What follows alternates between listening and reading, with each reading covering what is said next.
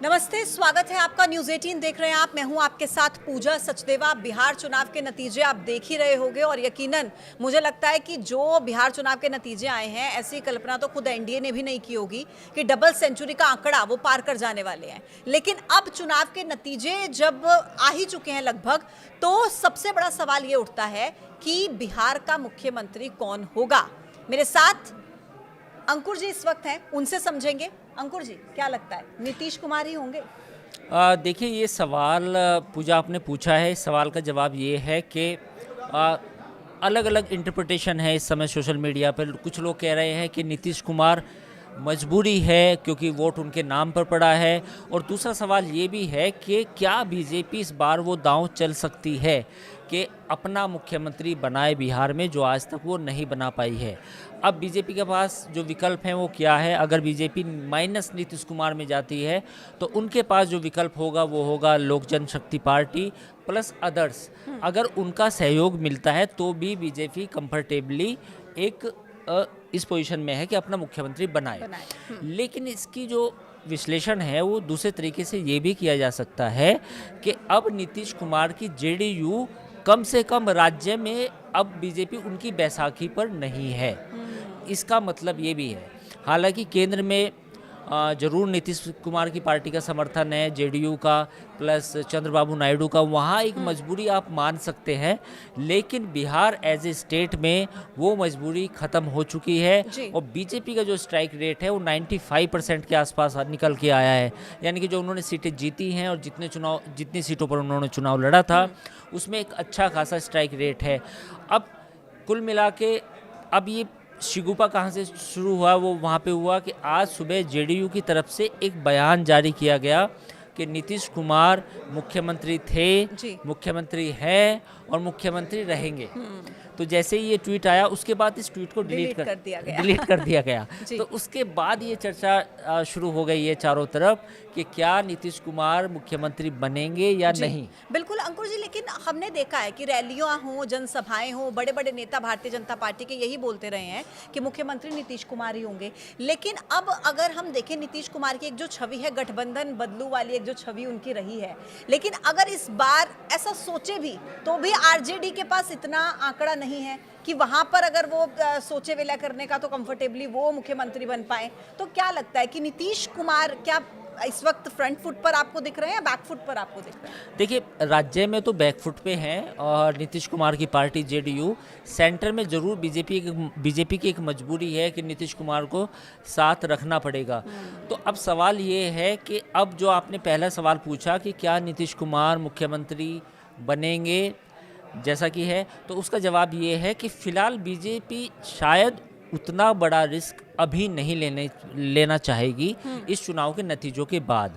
ये जो जिस रिस्क की हमने बात की कि वो नीतीश कुमार को मुख्यमंत्री हटा भी सकते हैं, अपना बना सकते हैं, तो उसके लिए कुछ कैलकुलेशंस करनी पड़ेंगी, उसके लिए पूरा एक रणनीति बनानी पड़ेगी बीजेपी को। तो जब वो रणनीति बनाएगी तो उसमें समय लगेगा। फिलहाल की जो स्थिति है, फिलहाल की स्थिति में बीजेपी अभी वो रिस्क नहीं लेगी क्योंकि अभी जीत के आए हैं, और अभी जीत के आने के बाद इतना बड़ा ये जो उलटफेर है शायद ना करें। तो नीतीश कुमार मुख्यमंत्री बनेंगे, इसमें कोई दो राय नहीं है। लेकिन साथ ही बीजेपी का जो रोल है, बीजेपी इस समय बिहार में सबसे बड़ी पार्टी है, और अगर माइनस जेडीयू भी बात की जाए तो तब भी वो कंफर्टेबली इधर उधर से इस पोजीशन में है कि वो खुद से सरकार बना सकती है। तो आने वाले समय के लिए ये एक संकेत हो सकता है कि बीजेपी अगर अपने दम पे कोई खेला करना चाहे, जो हम एक शब्द का इस्तेमाल करते हैं खेला, तो वो खेला तो जरूर कर सकते हैं। जो राजनीतिक विश्लेषक ऐसा भी कुछ कह रहे हैं कि हो सकता है कुछ समय के लिए उन्हें मुख्यमंत्री बना दिया जाए, फिर सेंटर में ला करके वहां पर, मतलब ऐसी चर्चाएं हम बहुत सारी चर्चाएं हैं। चर्चाएं तो यहाँ तक भी हैं कि नीतीश कुमार को कुछ दिनों के लिए मुख्यमंत्री बनाया जाएगा, फिर जेडीयू में से कोई एक जो प्रो बीजेपी पर्सन है उसको आगे किया जाएगा, और वो भविष्य की बात है, वो कुछ भी हो सकता है। लेकिन ये बात तो तय है कि बीजेपी ने जो स्ट्राइक रेट से जो ये वोट हासिल की, इस बार सीटें हासिल की, वो अनप्रेसिडेंटेड है, यानी कि वो ऐसा कभी नहीं हुआ। तो बीजेपी ने अपने दम पर एक सिंगल लार्जेस्ट पार्टी बनी, प्लस जो अगर एलजेपी और दूसरी पार्टियों की बात करें उनके साथ भी कंफर्टेबली अपनी एक सरकार बना सकती है। जी। तो ये तो बीजेपी की एक बड़ी उपलब्धि है जो आज देखने को मिली।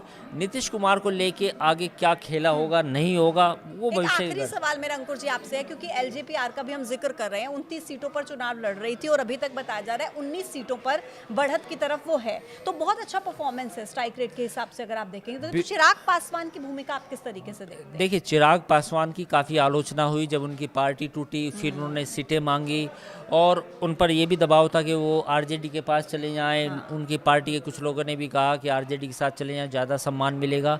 लेकिन चिराग पासवान को आप एक ऐसा मौसम वैज्ञानिक मान सकते हैं जिन्होंने हर समय जब भी उन पर संकट आया उन्होंने वो चाल चली या उन्होंने वो तुरुप का इक्का फेंका और वो सही पड़ा।